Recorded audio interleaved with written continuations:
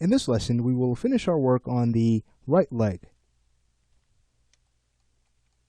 So we're not only looking to improve its weight, but at the same time we need to be concerned about its arcs. So let's go ahead and grab our leg control and move to our motion panel and show the object's trajectory. Alright, so you can see a few areas that need to be cleaned up. And what we'll do is start at the end of the animation on frame 40. Let's go to our move tool and bring the leg out a bit more. So it arcs out and then slides back in. Alright, great. On about 38, we can go ahead and bring that in a little bit here. We can add an in-between on 36, bringing this out. On 34, we'll go ahead and bring this in. And then let's have it brought a bit closer to the left foot on 31. And in no time at all, we have this very nice arc. So as we hit play, here's what we end up with. Very nice. Now if we were to adjust our camera angle just a little bit, you could see that on 38, we might be able to just drop the leg a bit here. So we have a nice arc from this view.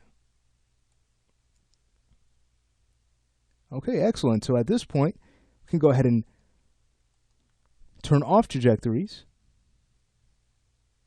And we can start to focus on what happens after the leg has fallen. So right now, it's almost as if it's glued to the floor. That's not good. We need to have it continue moving. So here's what we'll do. We'll have it slide back a few frames after. Let's say on about frame 47. I'll just go there and bring the leg back.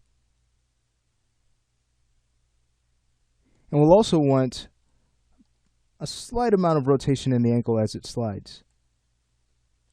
Great. Let's play this back. I think it can be brought back a bit more. Great, much better. All right, so the next step then is to add a slight bounce.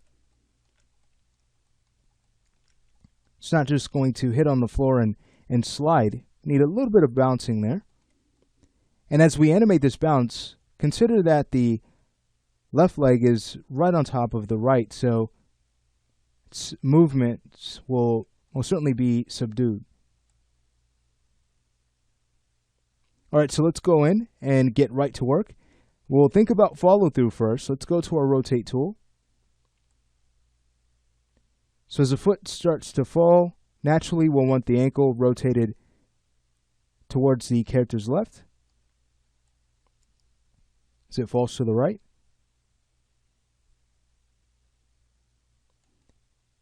And now, just as it hits, I like to rotate the ankle down here for weight on 42. So let's go ahead and rotate it down, and we'll also translate our foot up so that it does not intersect the floor.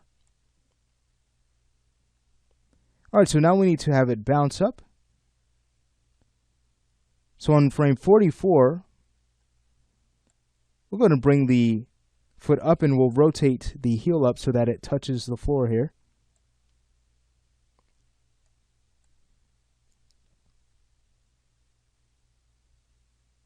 Let's take a look.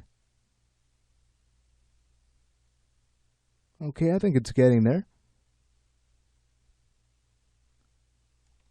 I'd almost like a pose on 43 where the foot actually touches the floor before it starts to bounce up on 44. Great. Now a few frames after that on 46, we'll bring the foot up and rotate the toe to touch the floor for a slight bounce. And now we can have it come to rest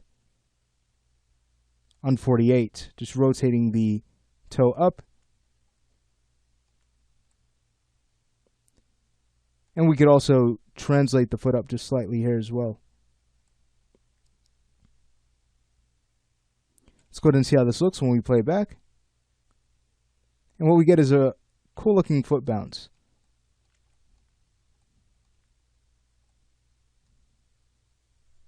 Great. All right, let's take a look at this from a top view.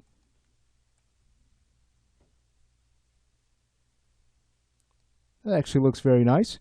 At this point, we can move to our curve editor. And what I'd like to do is take a look at the x-axis. Remember, we rotated the ankle back, so we just want to make sure that when it rotates back, it's very smooth. And because of us adding as many keys as we've added at the end, notice we end up with several keys that we may not need here. So what I'll do here is simply remove the keys from 44 all the way to 47. At that point, we can go ahead and check our tangency just to make sure the interpolation will be smooth from 42 to the very end on 48. So when we play this back, here's what we end up with. Very nice. And there we have it. So the last thing we can check for is just to make sure that the bounce is subtle enough, that it doesn't bounce too much. And then we can go ahead and add weight by animating the knee control. Something I like to do. So a cool tip to add weight to a falling leg. So I'll go ahead and show you how to do that. So again, just making sure that there isn't too much rotation in the foot. Looks like on 44, we can go ahead and bring this down so that the heel touches.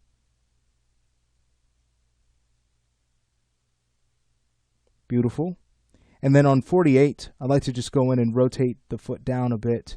There, it seems that it was up too high, and we'll call that good. All right, let's go ahead and finish up now by animating the right knee.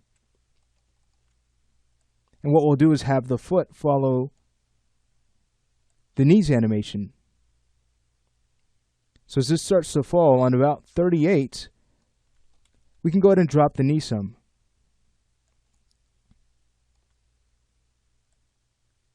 A few frames after, on 40, we'll go ahead and make sure it touches the floor. And now at this point, we can animate a bounce up. So on 42, I'll go ahead and have the knee brought up. And on 44, we'll go ahead and drop it. All right, and let's go ahead and take a look.